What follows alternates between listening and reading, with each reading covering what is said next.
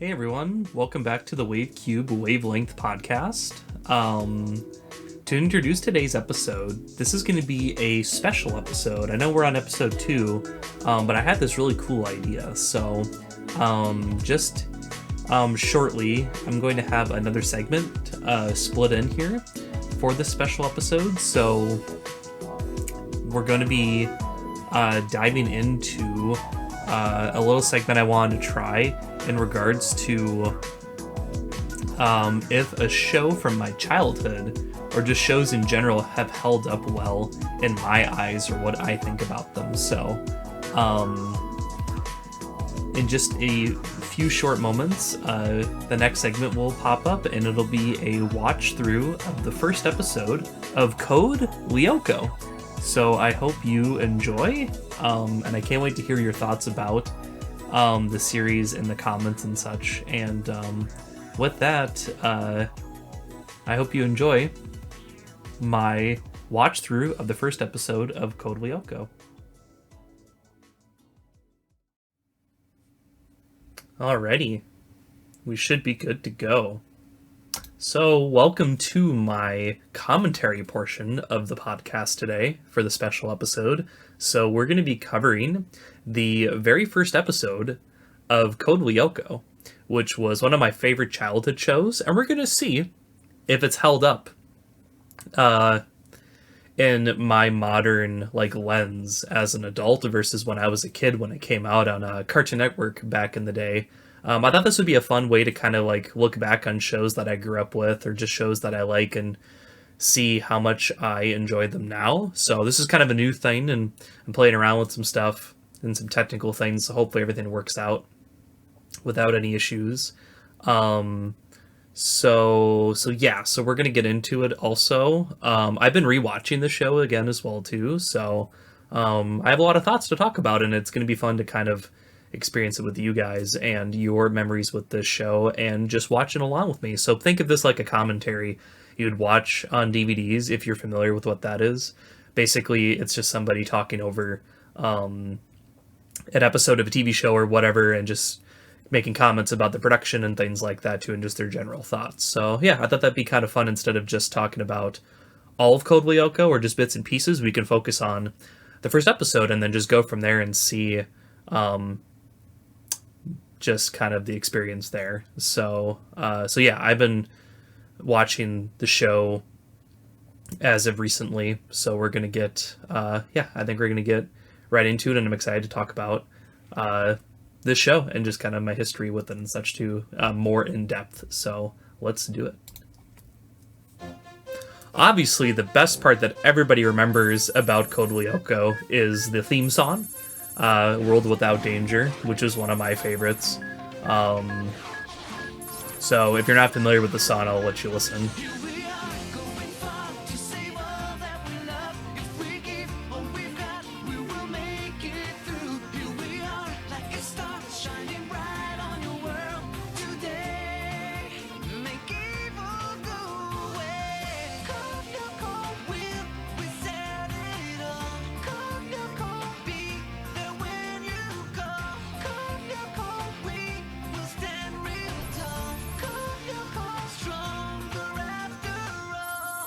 Alright, Teddy Godzilla, which it's always funny when I see people say Godzilla, because that's always the weird copyright thing where you can't do that essentially in media, because Toho or whatever gets pissed off about that, which I think is funny. But yeah, so this is Millie. She's just talking about the school prom, that's what it was. Even though I just watched this episode again recently, but it's nice to get the juices flowing and remembering all the elements of it. The girl who might be crowned our beauty queen tonight, just as she was last year. So Code Lyoko does a great job with all the characters, especially I think with the voices. Even though a lot of the voices in the show, they only had a handful of the voice actors. Or they only had a handful of people to do all the voices, so a pretty small cast, but I think they made it work pretty well for a lot of characters. You don't really even notice it that much when you were a kid. I get lost in the world and the stories, so it's not a massive deal to me. Anyway, who need your dumb reporting. What do you know? Besides, you've got a problem. Don't forget. Also, yes, people always make fun of the foreheads, which I have a theory, I think, why. So there's like a character in the show called Xana, and he who does a lot of villainous things throughout the show. And when he possesses some of the characters, for example, he'll like have his logo on their forehead. So I'm like, maybe that was done intentionally. I'm sorry, Millie. I guess they could do it anywhere else on their body, I guess, too, but I just thought that was maybe an intentional choice. But I heard that the creators said they did that to make their show stand out from other shows of the time, or to have a distinct style, like Simpsons having like yellow characters and stuff. But yeah, Sissy's a bitch, because she always has to be a bully, which kind of sucks though too, where at least in the universe of Code Lyoko, they have like time travel stuff, return to the past kind of thing, when they what was it, when they return to the past, and then they're able to stop Xana's attack from the tower with Aelita. Aelita, this is Jeremy. Do you read me? So all the characters, the main characters in the show, remember what happened, the events of the episodes, but not all the surrounding characters. I'm fine. But it works still really well, I think. You get a lot of really great character interactions and sweet moments throughout the series too, and intense moments as well. For the moment. Also, a lot of people say too that you're technically supposed to watch Xana Awakens before you watch Teddy Godzilla, but I'm kind of watching this for like nostalgic purposes, for like how we did as kids if you watched it on Cartoon Network back in the day. Which is crazy, this show is over 20 years old when you think about it. Millie, don't cry. But yeah, really funny that Millie's voice is Yumi's voice actor. Jim said it was okay. We haven't And you pick up on the little maybe idiosyncrasies when you get older as well too, but I don't know, I really don't a lot of it. Or when it is cheesy, it's like, it's endearing. Like here right now, like Missy's like, oh my god, I hate the world and everyone's the worst, but like, I don't know. They're kids too, so they're kind of just going through a lot emotionally too, so it's fine. Don't look so gloomy, Ulrich. Is it because of Millie? You could have said And the show did like horror really well too, and like suspense. They really ingrained the soundtrack and Xana's attacks really well throughout the show, where you feel like you're at the edge of your seat and you're really soaked and like absorbed into this universe so well.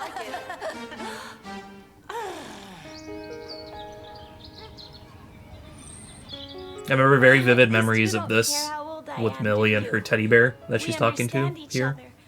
We're not like those dumb older kids. The score in Code Lyoko is phenomenal too. It's genuinely one of my favorite soundtracks in any show I've ever seen. It's interwoven into the story and the characters so well. It's not just background noise. It feels like it's like, I guess, a character within its own, you could say, right? Because they have a really consistent soundtrack that plays at pivotal moments throughout the show, like right here for Xana's theme, which is cool. And how they personify Xana as like this cool smoke kind of entity, which is fun for like his creative ways, usually for how he incorporates himself within the real world. So great transitions too. Which, I mean, if you've never seen Code Lyoko, you could say it's a spoiler for later stuff in the show. This part coming up is a little interesting and uncomfortable, where,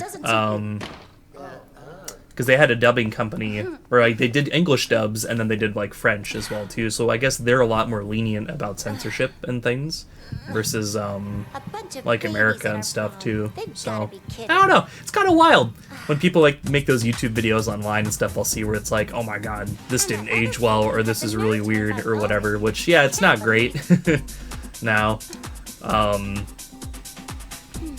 Probably for the adult audience like stuff too, but I am the star, the diva of the school. yeah, that's France. That's because I didn't know that this show was made in like France like originally as well too, and like their standards when it comes to media, because I don't know, I guess I grew up with a lot of westernization for like the shows that maybe were brought over from other places. But Code Lyoko, they do censor I think quite a bit throughout the series, but like they usually don't really pull a lot of punches for this being a quote unquote kids show, which I feel like a lot of media Who's there? Answer me. can be enjoyed by any age group. You don't have to feel it's not confined to just one target demographic, because Sissy screams here. Very, very funny. So I don't know, I always never liked that notion where people were like, oh my god, this show is just for kids, no one else can enjoy it, doesn't have themes or whatever, and every show has their own kind of vibe when it comes to like comedy or drama, and I love Code Lyoko because it combines character interactions with like story beats really well, and I love like the episodic-y nature of it too, but I also like the story elements too. I think there's a great balance, and nowadays it feels like a lot of shows, they really are very gun-ho about their story, which isn't entirely a bad thing, but I miss kind of shows like Code Lyoko where they had a great kind of like overall balance of just great character moments, which attribute to the story, which attribute really well to the show alongside the story. So I think those are important elements. If you can have a character that can feel really enjoyable, I think overall, I would say. Look at all these rusty tools. What do you think this is? A kid's playground? No buts, huh? Also, Jim is one of the best characters. Real clear. Entry forbidden. Access reserved for adults. With you, everything is off limits. Now you listen here. That's a cute little. I would change the way I talk if I were you, little girl. Little girl. Okay. Thing that Millie did. So what? It's only big kids who Little can say what they grumblings. think, huh? So you think you're real big kid? I think also when you're a kid, you think, oh my gosh, Jim is such like an asshole, or he thinks very highly of himself. But I think as an adult or when you get older, Thanks to you, it's goodbye. he just is looking out for these kids. And the adults can be a little harsh. I'm not gonna lie, but as you see Jim throughout the show more and more, Somebody stole or taken. he's really charming. And I'm sure it's one He's of the great. big kids who did it for spite. Millie, you're right. Look at that. And again, I don't think there's been any other shows like Code Lyoko in this sense, even though it had some inspiration from like The Matrix and things too. It kind of carves its own path, which sometimes shows can struggle with just taking same elements from inspiration, from things it was inspired by, and not really doing its own twists on it. But the characters are so charming, and the voice acting, and all these just great elements come together. Come on out. This part's awesome. It's fun to kind of poke fun at a lot of scenes and be silly. Jim, watch out, bro. Teddy's gonna fuck you up. Also, I don't know if you guys thought of this too when you were a kid like me, when I'd run home after school and watch Code Lyoko. You put yourself in the world of Code Lyoko, right? And what character, what would your powers or abilities be? I'd love to know if you post a comment. I'd be interested in reading, because I had a lot of really cool ideas, because I even had some of the Code Lyoko toys and stuff too growing up. And like Toy Wiz back in the day, if you guys remember what that was. And those are probably pretty expensive on eBay and stuff now, I would assume. But yeah, there's Herb and Nicholas. I've gotta go now and get ready for the prom tonight. Sometimes being a day student can be a total drag. Don't complain. No one I don't know wants where I you was at going with 6 that. I'm just a.m. kinda You have hot water, rambling. and you don't have to sleep next to Smelly Odd. Look at my boy, See you Jamie. later. Bro's ready to jam. Odd, are you looking for something? Oh, no, you see, I just heard about what happened. Oh yeah, Odd's voice, I forgot to mention too. No. Kind of now I think Jim had a lot of alterations. I think same with Jeremy too. Which I didn't really mind that much looking back on it, but you notice that stuff more, I guess. But, oh no, it's Teddy. Yeah, I'm pretty sure. He's always there. Beautiful backgrounds too, again, as well. Like this, like the lighting here looks great. Lots of great intro shots too, as you see with the first couple episodes of the show. They pull shots from the show itself, like right there, in the intro, which is cool. So it's really funny when I do like the Leonardo DiCaprio, I do like the pointing meme at my screen where I'm like, oh shit, they pulled that from this episode, I forgot. And I'll stay. My favorite character, William, unfortunately doesn't show up until later in the series, in season 2, I believe. But damn, this whole cast is great. That's a sign of a great show again, too. Of all of your characters, there's not a bad character in your show. I like pretty much everybody, honestly. I can't think of one I hate in Code Lyoko. I think even as a kid, they were all pretty fucking awesome. Also, I know some people complain where they're like, oh my god, the reuse of animation and the getting to the tower sequence. I don't give a fuck. It's so badass, it's so hype. I get, like, at the edge of my seat to be like, oh my god, I can't wait for them to do... How fucking cool is this? Are you telling me this is not cool to see a million times and then they do, like, the hip thing? I do that sometimes, genuinely, when I go in an elevator. When people are... not there usually, or at all. I do the little hip thing like that Odd did there, facing the camera. This shot's cool too. You don't see this very often, I think, in the show, but they kind of mix it up a little bit. So I don't know. People are just haters. Tell me you don't want to watch this stuff. It doesn't get you. The setup doesn't get you in the mood. Hi there. We think that The goat Xana Aelita. launched an attack. Have you noticed anything? No, nothing. But we can take a closer look. Aelita, I'm sending. I had a help. friend, I He's think, coming growing over up too that slowly. also really loved Code We'll request you Lyoko. stay behind to watch for any So virus action at school. it's been really fun going back to the show again, and It looks like we have a problem. I've done even watch parties with friends for shows I never watched before too, and that'd be really fun to do one for Code Lyoko, to have a big group of people, because the community is still strong to this day. I remember catching some forum-y stuff and things like that back in the day, but I didn't have full internet access until like later-ish in like middle school and such, in high school. So I kind of missed out on a couple things, but I use like my DSi for like the internet and things like that, so you can still technically use internet stuff, and people would make post Code Lyoko flip notes and things of that nature, which was pretty cool. If it's under Xana's But control, but yeah, become love the much creativity better. that Xana It'll always go has too anybody for his that's attacks. around, especially his mortal enemies. People could be like, well, it's silly that Oh, Yumi! he's a bear, and I'm like, I You don't see know, that? The tower He that mixes Xana it has up a lot. activated can't be too far away. it's fine. Xanta as an entity not doesn't down there feel anyway. like he Maybe feels like one of the nobody most breaks genuinely that threatening house. villains, and you not really seeing what he looks like too is really cool. Here come the reception committee. One of the best villains in anime, cartoon, whatever you want to call Code Lyoko history. And we got the Kankerlots, I believe. Odd, take good care Super of cool. Aelita. Villain designs with Xana's logo on the monsters. Totally not obvious. Weak spot, hit point.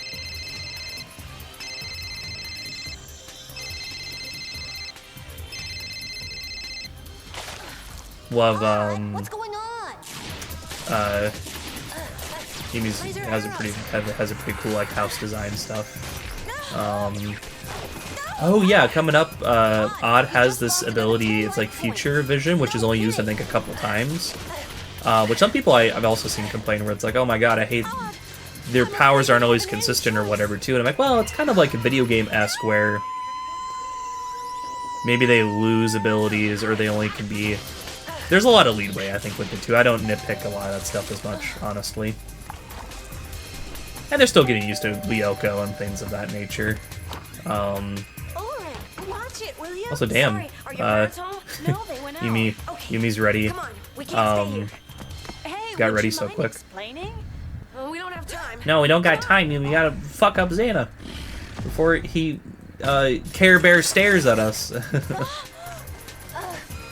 be careful. You only have 50 life points left. I loved Yu-Gi-Oh too, so whenever they would talk about life points or the cool stuff on the computer, I always got really excited. Because this aired alongside Yu-Gi-Oh! GX back in the day on Maguzi. Now you safer, Odd. Dat tension, though. We can't leave you alone for 1 second, huh? His voice there. I think I found something. God, I wish I was in the... Well, I would say I wish I was in the world of Code Lyoko, but not if Xana's there. Probably not.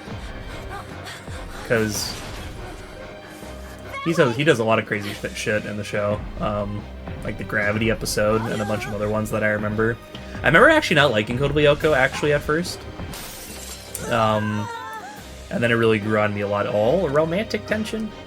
Where could that go? Jeremy, it's Ulrich and Yumi the goats. I never minded that romantic stuff too. Now rewatching it, because some people's perceptions of it too. I mean, I'll have to go through the whole show again. But I don't think their relationship's that annoying. Like the little The tower can't be too far away.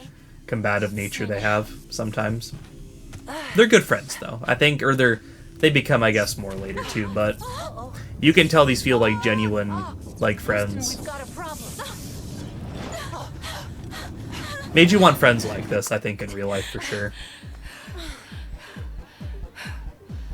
Oh damn, that beat goes hard. Tower. You go and clear the doors. Hell yeah. I'll take care of the gym.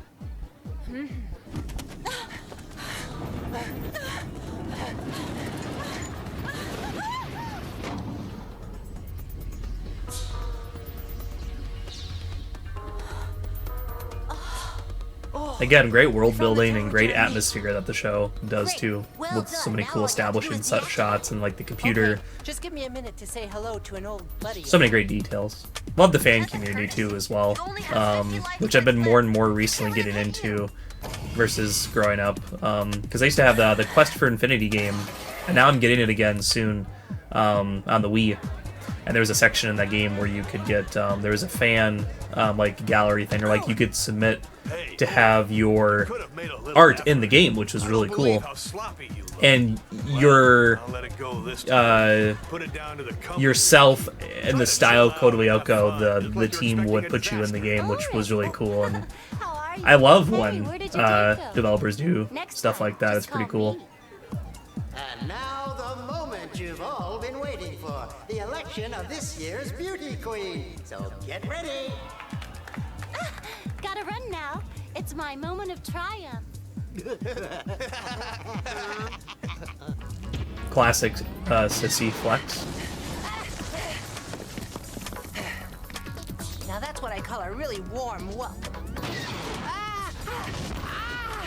Jeremy, Odd's not gonna make it. Honestly, great special effects, I think, still for the time too. I know some people would be like, "Oh, the CG's dated" or whatever, but honestly, I don't think so. And now everyone, this year, once again, Yeah, are there problems with Code Lyoko? Sure, but like, I would say nostalgia would cloud my judgment for a lot of things, but I don't know. I think honestly, Code Lyoko has held up a lot. Listen to what I have to say. You have all got to get out of here. That's why what I was even saying earlier too, where it's like, did I feel like the show wasn't for me? But This is serious. yeah, once you really give it, I think, a genuine chance, I think it's you might be surprised. But then at the same time too, can't always convince you too. It is very much of the era in the 2000s, but All of you bunch of idiots. I don't know. If this Code Lyoko is such a unique show, I think it's like no other ones I've ever seen, and it's really resonated with just me and the community and people for 20 years. I just watched a fan film recently that the Code Lyoko fan base did, which I really enjoyed, and was happy that people want to continue the story, not just in like fan fiction and comics, but like actual animation. So I implore you to check out that stuff if you want more Code Lyoko as well, and just more stories from fans that really love and understand the world of the show.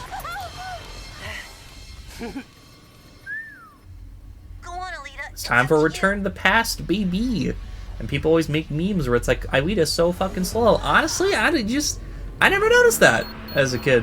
Also, her walking on each of those parts of the logo is satisfying as fuck. I don't care what anybody says. It's so good.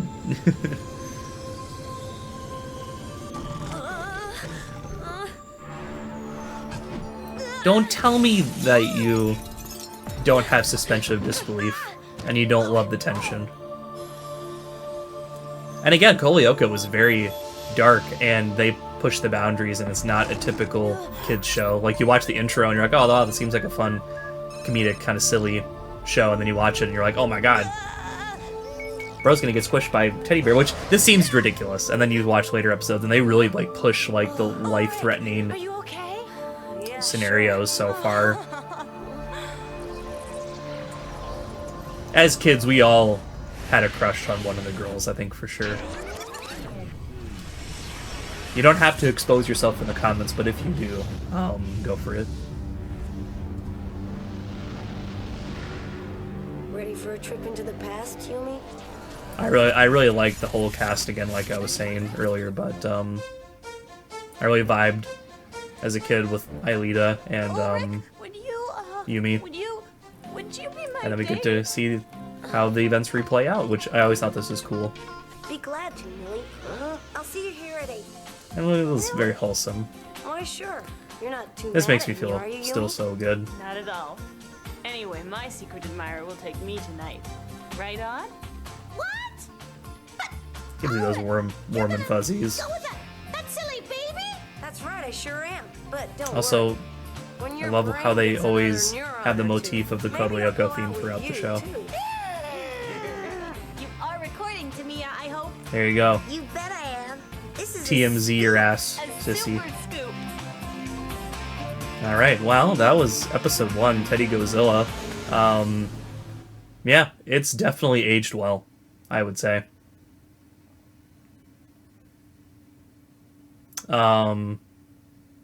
Yeah, so would I say that the show holds up? I would think exponentially so, and I highly recommend that you give it a shot as well. With that, thank you for listening to the segment, and we will see you around. Take care.